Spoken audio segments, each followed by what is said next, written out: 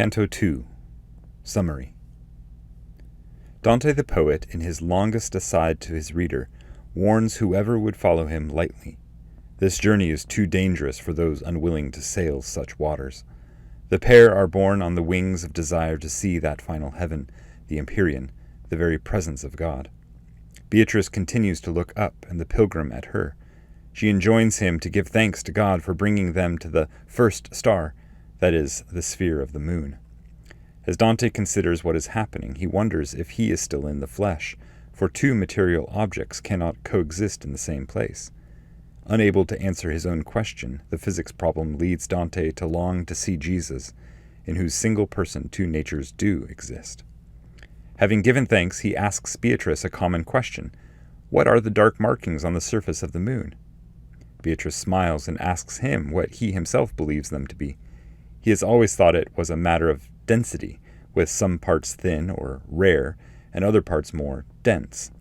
Beatrice makes quick work of this faulty opinion. If that were so, she explains, then during a solar eclipse the sun's rays would pass through the rare portions, where there is no matter.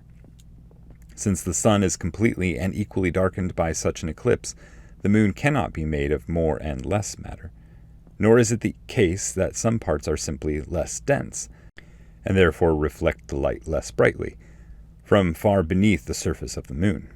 Beatrice dispels this theory as well, with the experiment she describes. Imagine 3 mirrors in front of you, 2 at an equal distance, though set apart from each other, and one further on, able to be seen between the other 2. Now place a light behind you, positioned in such a way that it can be seen by you in each of the 3 mirrors. The first thing you will notice is that even though the reflection of the light in the furthest mirror is smaller due to the distance, it shines just as brightly as the other 2. This proves that distance does not account for a difference in intensity, which is what the second theory assumed.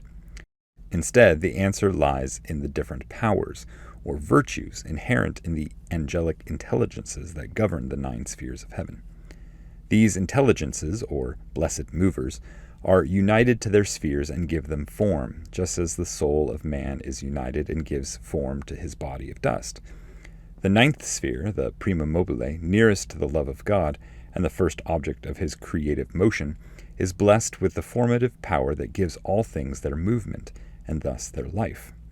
That power is then given to the 8th sphere, the sphere of the fixed stars, which diversifies that power of motion into a plethora of forms, the stars and successive planets, each moved by the 8th sphere and contained by it, but also remaining different from it.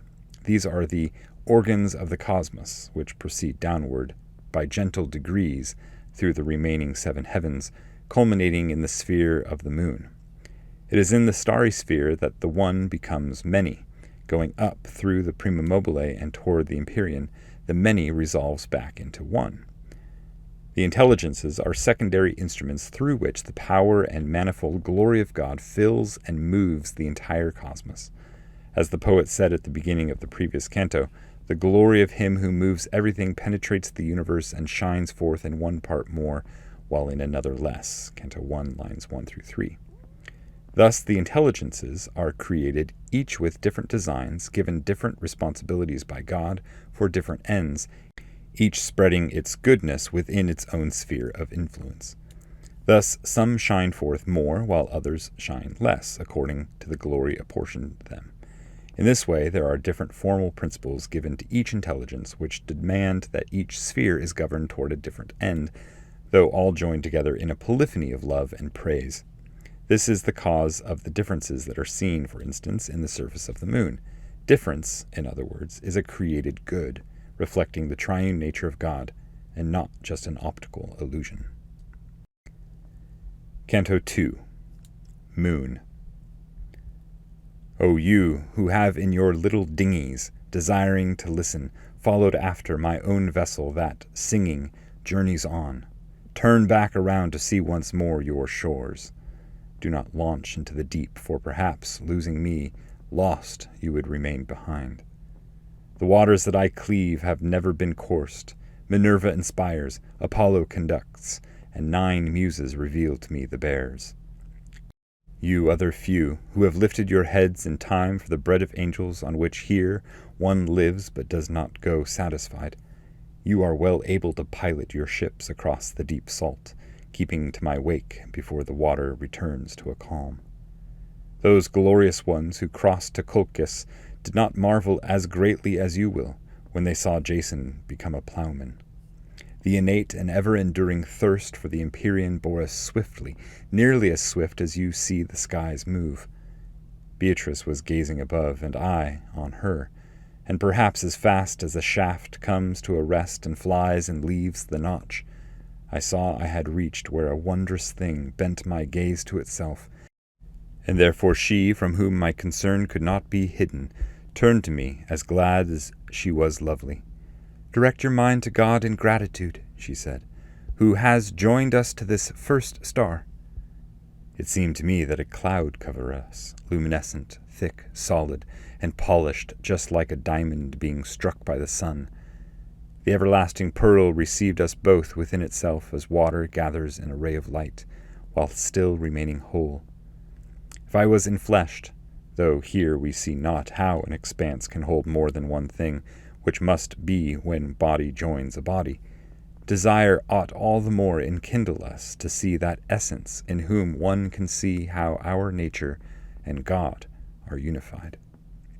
There, that which we hold by faith will be seen, not demonstrated, but known of itself, like the primary truth that man believes. I replied, "My lady, as devoutly as I am able, I give thanks to him who has removed me from the mortal world. But tell me, what are the darker markings of this body, which down on earth below make others tell fantastic tales of Cain?" She smiled somewhat, and, "If this opinion of mortal men errs," she then said to me, "where the key of good sense does not unlock, the shafts of wonder ought not now pierce you, truly, since you see that reason has wings too short to follow behind the senses. But tell me, what do you yourself believe?" And I, "That up here which appears different to us is made by bodies dense and rare." And she, "Truly, you will see your belief plunged deep in error if you listen well to the argument I make against it. The eighth sphere displays to you many lights which, both in quality and quantity, can be seen to differ in their aspect. If this were caused only by dense and rare, one single power would exist in each, apportioned more or less, or equally. Disparate powers must needs be the fruit of formal principles, and all but one, following your reason, would be destroyed. Again, if rarity were the reason for this darkness you ask about, either it would be free of matter in some parts, or, as bodies have bits both fat and lean apportioned to it, so too this planet would flip through the pages of its volume. Were it the former, it would be made clear by the sun's eclipses when light shines through as it does through other rare substances. But this is not so. Let us consider therefore the latter, and if I quash it, your thoughts will appear to be falsified. If this rareness does not go all the way, there must be an end whence its opposite does not permit anything to pass through.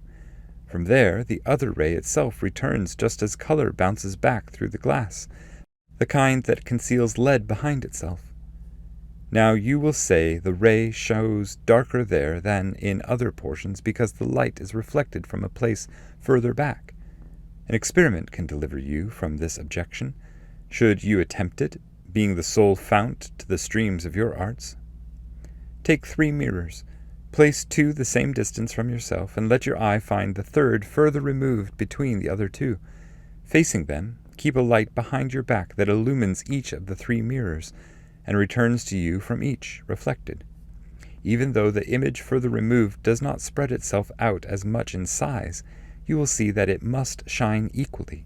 Now, as the subject of snow remains stripped of both its previous color and cold, beneath the blows of the sun's warming rays, you, remaining thus in your intellect, I wish to inform by a light so keen, it will appear to you to be trembling. Within that heaven of the divine peace a body wheels round, under whose power lies the existence of all it contains. The next heaven, which has so many sights, shares that existence amongst different forms, by it divided and by it contained. The other wheels, through diverse differences, have ordered the distinctions within them toward their own specific ends and sowings. These organs of the cosmos thus proceed, as you now behold, by gentle degrees, for they take from above and make below. Now pay close attention to how I go from here to the truth you desire, so that you yourself will know how to hold the ford. The course and virtue of the holy wheels must needs be breathed by the blessed movers, as the art of the hammer by the smith, and the heaven made lovely by such lights takes hold of the image from the deep mind that spins it round and makes of it a seal. And as the soul within your frame of dust revolves through different members and conforms itself to various capacities, so the intelligence spreads its goodness, proliferated through the field of stars, while wheeling within its own unity. Diverse power fashions diverse alloy, with the precious body it makes alive, in which, like life in you, it binds itself. Because of the glad nature whence it comes, the mixed power shines forth through the body like contentment through a living pupil. From this the differences in light from light are derived, not from matter dense or rare. It is a formal principle that casts, in line with its goodness, the dark and bright.